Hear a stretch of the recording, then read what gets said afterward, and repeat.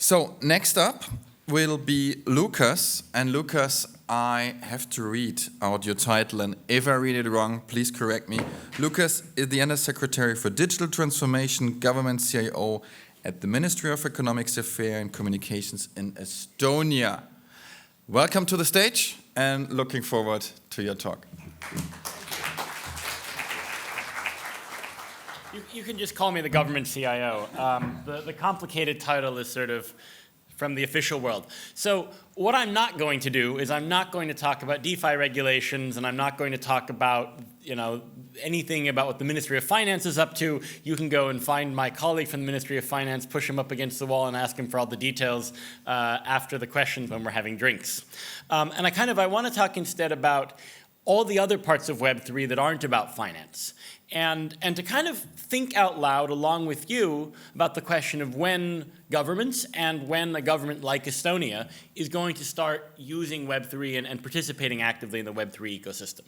And I also want to say right away, to manage your expectations, I'm not going to give you one of those, we're going to do amazing things right away, it's going to be so awesome type of speeches, because it's actually a little bit more complicated than that. And rather, I want to throw some questions out there that I'd love to get your reflections on, either right now or in the future, as we're thinking through this.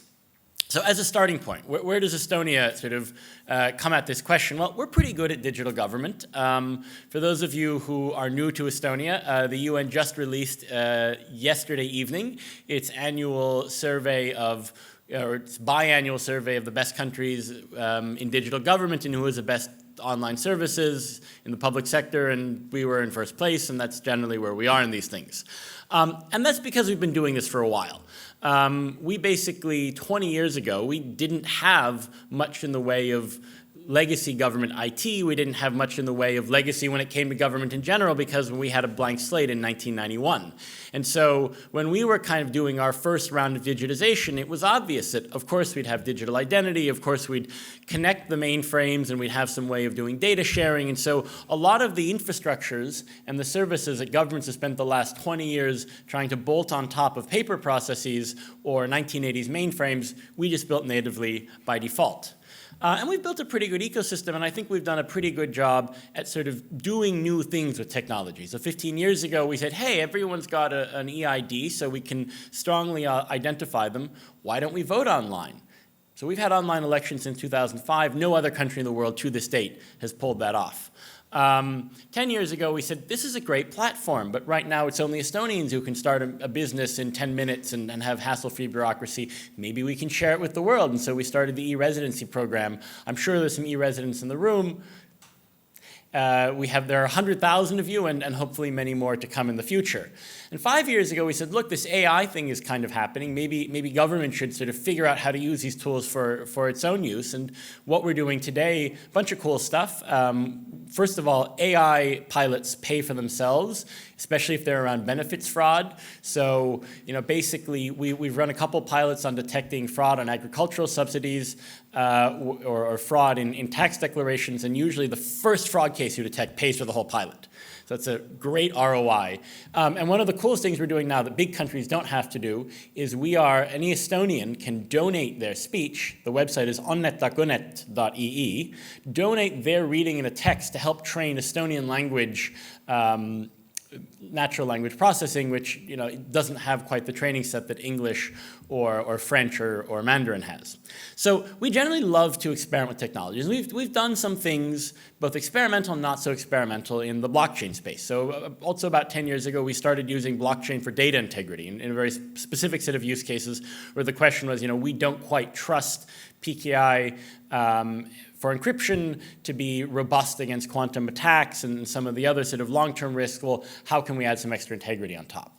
But what we haven't done is we haven't gone and done a huge amount of blockchain pilots over the last 5 years. And I've been thinking a lot about, sort of in my job, when is the point at which it really makes sense for us to put our foot into the world of blockchain, into the world of Web3. And there's a concept I want to introduce here. Many of you probably know it. There's a thinker in the Bitcoin space by the name of Andreas Antonopoulos, who talks about the idea of an infrastructure inversion. And basically the idea is this. Initially, the new infrastructure, and this, he talks about electricity versus steam power, he talks about the computer versus the pre-computer age, and you can look at all sorts of technological revolutions. Initially, the new technology sucks. It's slower, it's less secure, it's more inconvenient, and the only people who use it are crazy enthusiasts. And over time, not so crazy people start using it. And you get to a point of parity where it actually, for a lot of use cases, is similar, and then suddenly things flip, and the new technology is better and becomes a standard. And his hypothesis, and that of most people in the blockchain, the Web3, the DeFi space, is that is already happening or will happen at some point in the near future when it comes to Web3. Now, the challenge that I have, very practically, is because of all this really cool work we've done for the last 20 years, we've got better infrastructure right now than pretty much everyone else. So if we think about where it makes sense to have an infrastructure inversion, now let's look at some of the Web3 use cases. I mean, finance, for starters, right? The places where you have really big crypto adoption, where DeFi is popular, is where the financial system really sucks.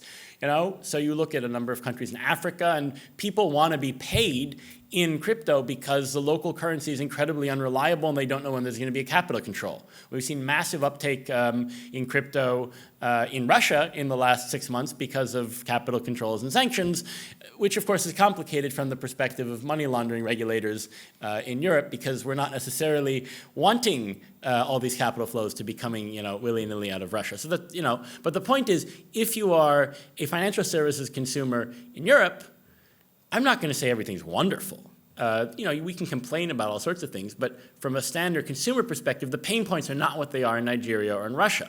And I'm sure there are people in the room who will tell me that the euro is about to collapse, so, knock on wood. I hope that's not the case.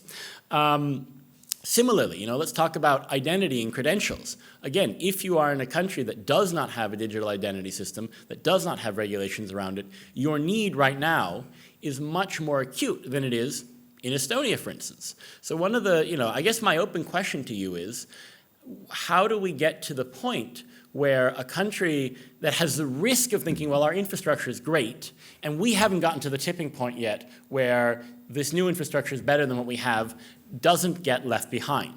If we look at crypto adoption in Estonia compared to many other countries, even in Europe, it is not leading the pack. And there are probably a bunch of reasons for that. Some of them may have to do, certainly some people say it's because of regulations, although we've, if we look over the last 10 years, we've actually been pretty liberal.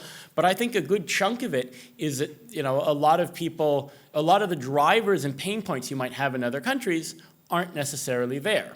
And so I guess here's where I want to make a more constructive call to action. The Estonian government loves piloting new things with technology, but the thing we look at when we're piloting is not, is it a gee whiz cool tech thing, but does it solve a functional problem? And this has been, for those of you who've been in the space for a while and went through the kind of the blockchain hype cycles in 2016, 17, 18, 19, till 18, I guess, and then the first Bitcoin crash. And anyways, the question that emerged from that is, can you make useful use cases? And I think we'll start, my hypothesis is the first place where Estonia as a government will have to engage with Web3 and with DeFi is going to be through use cases outside of government control. So, we have in Estonia a bunch of really cool startups working on various kinds of tokenized assets. What happens when people with those assets want to declare them and pay taxes on them, which they should? Are we going to make it as convenient as it is to pay taxes on stocks you hold in Estonia or your wage income? I don't see why it shouldn't be as easy. Currently, we don't have those APIs with the tax authority. Or when we start having tokenized ownership of companies, whether that's in the form of stock options, publicly or privately traded companies. We've got a number of companies in Estonia and many in the world working on that. How does a business register recognize those? Can you in fact take that claim to court? So I think these are questions we have to start figuring out quite quickly. And I'm in fact looking for more. I'm basically looking for use cases that allow me to say, look, this isn't just a shiny technology. Government needs to interact with this, but I think it's going to be in those spaces where Estonian users or people who are in the Estonian ecosystem are themselves either directly using Web3 tools or in a space where the products and the services they're interacting with have a Web3 component. So that could be payments for games, payments in the metaverse, and government has to, not in a this is really bad, we're going to regulate the hell out of it, but in a, hey, we have a constructive role to play because these services interact with government type of way, how to make that interaction work. And there are others out there. I mean, if we start talking, for instance, about tokenized health data, I don't think that Estonia, the Estonian Health Insurance Fund is going to be the first to go there because, again, our infrastructure is pretty good.